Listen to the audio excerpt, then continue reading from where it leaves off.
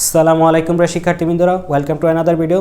তো আজকে আমি তোমাদের সামনে তোমাদের সাথে শেয়ার করব যে মেডিকেল ভর্তি পরীক্ষা আগের দিন তোমাদের কি করণীয় উচিত বা কি করা উচিত, কি করলে সবচেয়ে বেটার হয়। তো আমি আমার নিজের গল্পটা শেয়ার করব যাতে তোমরা বুঝতে পারো যে কী করা উচিত। এটা আমার নিজের থেকে নিজের গল্প এবং আমি নিজে যা চিন্তা ভাবনা করছি তাই করছি আর কি। তো তোমাদের সাথে শেয়ার করলাম, তোমরা যাদের ভালো লাগে তোমরা ফলো করতে পারো।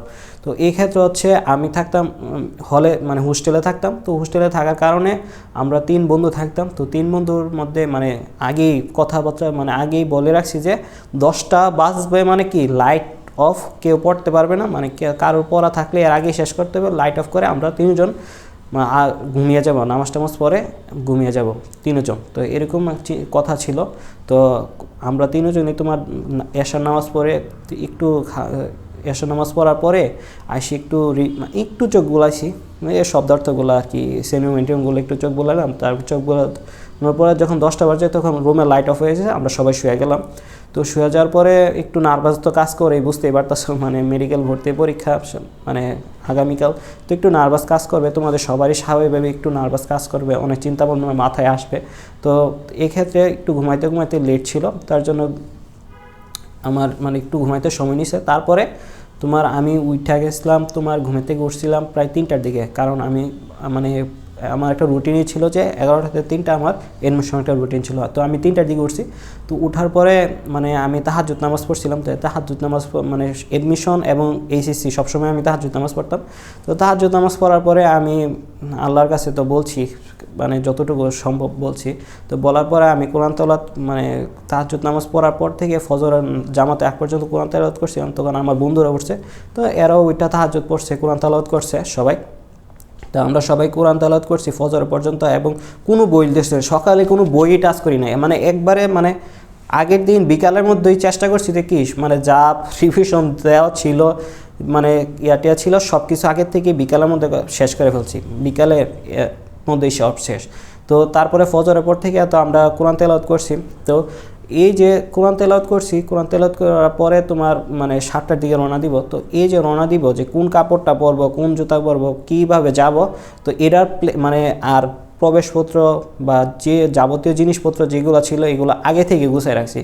তো এগুলো আগে থেকেই যে কোন জামাটা পরে যাব, চেষ্টা করবা যে নতুন একটা জামা বা একটা পরিষ্কার পরিচ্ছন্ন জামা, তোমার যাতে একটা ভালো লাগা কাজ করে, তোমার যেটা ভালো লাগে। এরপরে তোমার কি করবা, যে জুতাটা পরে যাবা তোমার পছন্দের জিনিস জুতাটা পরে যাবা। তারপরে হচ্ছে তুমি পছন্দের একটা খাবার, তুমি যে খাবারটা পছন্দ করো, এটা একটা মানসিক স্যাটিসফ্যাকশন দেওয়া আর কি, নিজের একটা মানসিক স্যাটিসফ্যাকশন দেওয়া, এটা আমার মনে হয়েছিল।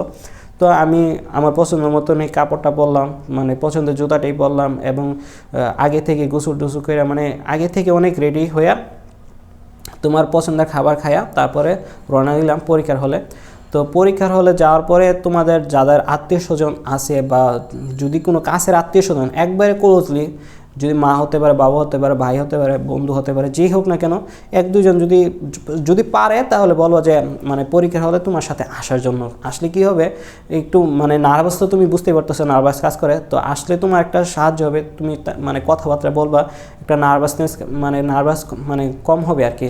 তো আমার বাবা মা উভয় আসছিল। তখন আমার মনে পড়ে এখনও, আমার বাবা বলছিল যে চান্স যদি না হয় তাহলে কোনো অসুবিধা নাই, তুই চেষ্টা একটা পরীক্ষাটা দেয়া অভিজ্ঞতা অর্জন কর, না হইলে অসুবিধা নাই, পাবলিকে দিবি, পাবলিকে একটা সিট হইলেই হয়েছে। তো আব্বু আমার ওই টেনশনটা, চাপটা কমানোর জন্য একটা ইয়া দিছিল। তো ওই সময় কিন্তু এই কথাটাও কিন্তু অনেক ইয়া করছে, অনেক হয়। এই যে কথাবার্তাগুলো আত্মীয় স্বজন বা কাছের মানুষের কথাবার্তাগুলো অনেক ইফেক্টিভ হবে।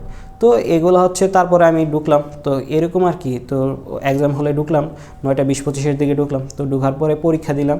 পরীক্ষা দেওয়ার পরে বের হইলাম। আমি পরীক্ষা দেওয়ার পরেই নিজের মধ্যে বুঝতে পারছি যে না, আল্লাহর রহমতে আল্লাহ যদি চায় তাহলে আমার যে কোনো একটা মেডিকেল কলেজে আসতে পারে। তো বের হইয়া সবার সাথে দেখা করলাম। তো এটাই ছিল।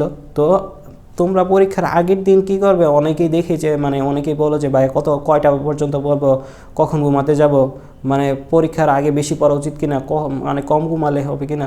না, এরকম না। পরীক্ষার চেষ্টা করো যে পরীক্ষার আগের দিন বিকালের মধ্যেই তোমার সিলেবাস কমপ্লিট করার জন্য, এবং পরীক্ষার দিন কি পড়ে যায় বা কী কী প্রস্তুতি নিয়ে যায় বা তুমি কীভাবে যাইবা, পরীক্ষা হল যদি দূরে হয় তাহলে কীভাবে যাইবা, সব কিছু আগের থেকেই ব্যবস্থা মানে চিন্তা ভাবনা করে রাখবা। এবং মানে চিন্তা ভাবনা করে রাখবা যাতে কি তোমার কোনো চাপ মনে না হয়। দেখা যাচ্ছে তুমি একটা চিন্তা ভাবনা করো নাই, কিন্তু একটা সমস্যা হয়ে গেল, এই সমস্যাটা যাতে তুমি কাটিয়ে উঠতে পারো এই চিন্তা ভাবনা করে রাখবা। তারপরে হচ্ছে তুমি চেষ্টা করবা যে 10টার মধ্যে ঘুমিয়ে যাওয়ার জন্য। 10টার মধ্যে ঘুমিয়ে তুমি একটু আগে আগে উঠবা, ওইটা চেষ্টা করবা। কারণ সৃষ্টিকর্তারা রাজি, মানে আল্লাহ তাআলাকে যদি তুমি রাজি খুশি করতে পারো তাহলে তো তোমার আর কিছু লাগে না। আল্লাহ যদি চায় যে তোমার 1 ঘন্টা তোমার জন্য লেখা দিই, মানে 1 ঘন্টা তোমার, মানে 1 ঘন্টা তোমার বরকত ডাইলা দিল, তাহলে তোমার তো ইনশাল্লাহ নিশ্চিত হয়ে যায়। তো এটা ছিল আমার জার্নি। তো তোমাদের আশা করি তোমরা এইভাবে ফলো করলে একটা ভালো একটা রেজাল্ট করতে পারবা। তো তোমাদের সবার জন্য শুভকামনা রইল। আসসালামু আলাইকুম।